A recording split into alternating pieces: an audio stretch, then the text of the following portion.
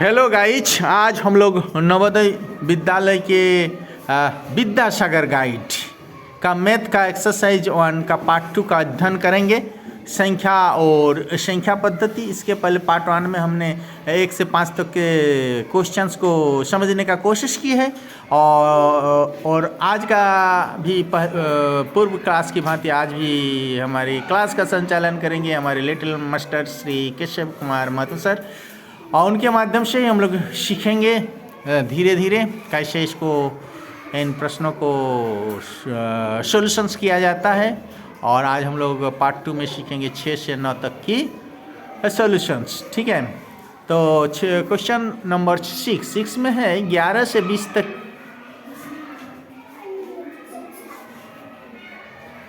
11 से 20 के बीच कितने ऋण संख्या हैं, है ना। तो ऋण संख्या ऐसे संख्या जो अभाज्य होते हैं, माने दूसरे किसी भी संख्या के द्वारा भाग नहीं किया जा सकता, ऐसे संख्याओं को ऋण संख्या कहते हैं। अभाज्य संख्या भी कहते हैं, बस ऋण संख्या और अभाज्य संख्या समार्थक शब्द ही हैं, है ना। प्राइम नंबर्स अंग्रेजी में इसे कहते हैं। तो 11 से अगर शुरू करें तो 11 होगा, 13 होगा, 17 होगा और 19 होगा। तो अगर गिनते हैं तो कितना होगा, 1 2 3 4, यानी 4 कौन सा ऑप्शन में है ना, 3 में है, यानी आंसर होगा 3, है ना। और 3 और कितने हो गए, 4 हो गए, है ना। हाँ, समझ गया। क्वेश्चन नंबर 7,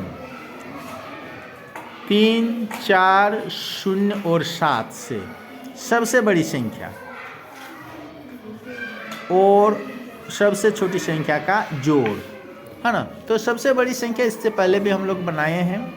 ये 4 अंक दिया गया है, क्या क्या दिया गया है, 3 4 0 और 7, और इससे सबसे बड़ी संख्या बनाना है। तो जो सबसे बड़ी संख्या बनाने का जो नियम है, उसमें सबसे बड़ी संख्या को पहले, उससे जस्ट छोटा को थोड़ा सा छोटा को उसके बाद, उससे छोटू को उसके बाद, और सबसे छोटू को सबके बाद में लिखा जाता है। तो यहाँ सबसे बड़ी संख्या होगी 7 4 3 0, ठीक है।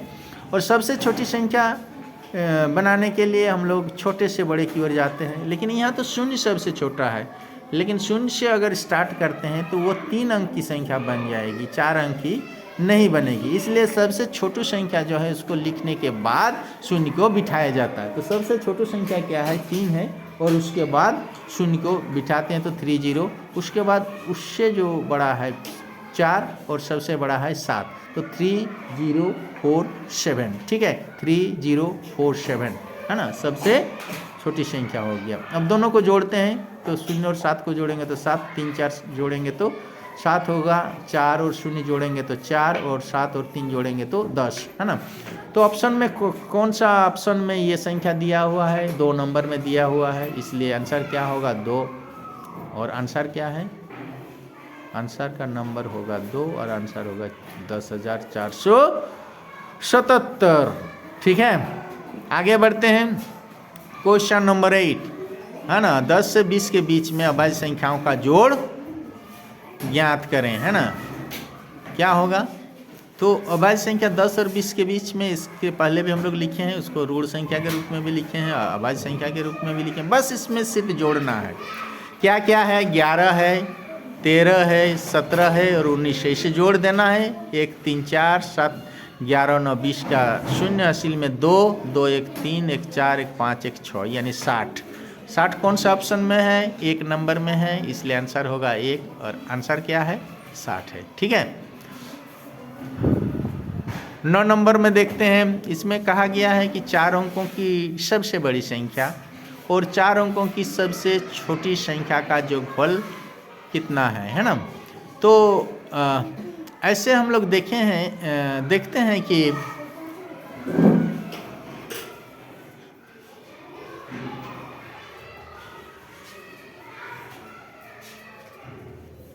हैं कि जो हमारा संख्या पद्धति में जो अंक होते हैं वो केवल और केवल कितने होते हैं, 10 होते हैं। क्या क्या हैं, 1 2 3 4 5 6 7 8 9 और 0, ये 10 अंकों का ही खेला है। ठीक है, और इन अंकों का यूज करते हुए, प्रयोग करते हुए ही हम लोग संख्या लिखते हैं। जब इसका एक बार प्रयोग किया जाता है तो उसको कहते हैं एक अंकीय संख्या। जब इसका किसी वस्तु को गिनने में 2 बार प्रयोग करना पड़े तो ऐसे संख्याओं को कहते हैं द्विअंकीय संख्या। अगर 3 बार करना पड़े तो उसे कहते हैं 3 अंकीय संख्या। 4 बार करना पड़े तो 4 अंकीय संख्या। ठीक है, लेकिन जैसे शब्द लिखने के लिए अक्षर की आवश्यकता होती है, अक्षर के बिना शब्द लिखा जा सकता है? और शब्द नहीं लिखने से क्या किताब बनाया जा सकता है? नहीं। तो शब्द का मूल में क्या है? अल्फ़ाबेट ही तो है, वर्ण माला ही तो है ना, वर्ण ही तो है। तो उसी प्रकार ये वर्ण है गणित का, संख्या का वर्ण है। इसको अगर हटा दें तो गणित बेकार है ना, समझ रहे हो? तो ये 10 अंकों का ही कमाल है, समझ रहे हो? तो अगर मान लो कि एक वस्तु है तो उसके लिए कितना अंक का प्रयोग करेंगे? 1। ठीक है, तो एक अंक की सबसे छोटी संख्या क्या हो गया? क्या हो गया? 1। इधर इधर इधर है ना, 1। और सबसे बड़ी संख्या क्या है? 9। हम लोग 9 तक गिनेंगे तो एक ही अंक का प्रयोग करेंगे, 9, है ना। तो एक अंकीय संख्या, एक अंकीय सबसे बड़ी संख्या क्या हो गया? 9। ठीक है, समझ गया? उसके बाद 10 आ जा रहा है जिसमें 2 अंक का प्रयोग किया जा रहा है, 1 और 0 का। तो 10 से ही स्टार्ट है क्या? 2 अंकीय संख्या। इसलिए 10 क्या है? दो सबसे छोटी संख्या, 2 अंक की सबसे छोटी संख्या, है ना। और सबसे बड़ी क्या होगा? 2 ठो 9। ठीक है, 9 और 9, इसके बाद तो 3 अंक शुरू हो जाएगा। 100 सैकड़ा मतलब 3 अंक, 1 और डबल 0, ये 3 अंक की सबसे छोटी संख्या। 3 अंक की सबसे बड़ी संख्या 3 ठो 9।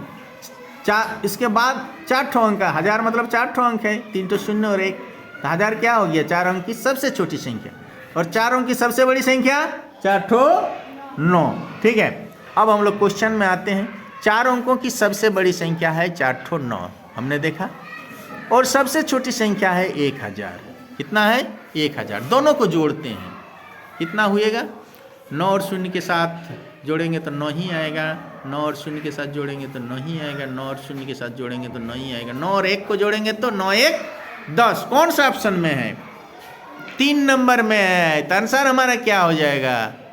3 नंबर ऑप्शन करेक्ट है ना। तो 3, हाँ, और हमारा जोड़ कितना आया? 10,999। ठीक है, तो आज का क्लास का समापन यही करना चाहूँगा। सबको मेरा शुभ आशीर्वाद। आशा करता हूँ कि विद्यासागर के मैथ्स सॉल्यूशंस में ये वीडियो आप लोगों को काफ़ी मदद साबित होगी। सबको मेरा शुभ आशीर्वाद देते हुए, सबका मंगल कामना करते हुए, सब अच्छे रहें, स्वस्थ रहें, है ना। आज का क्लास का समापन यही करना चाहूँगा। Okay then, bye.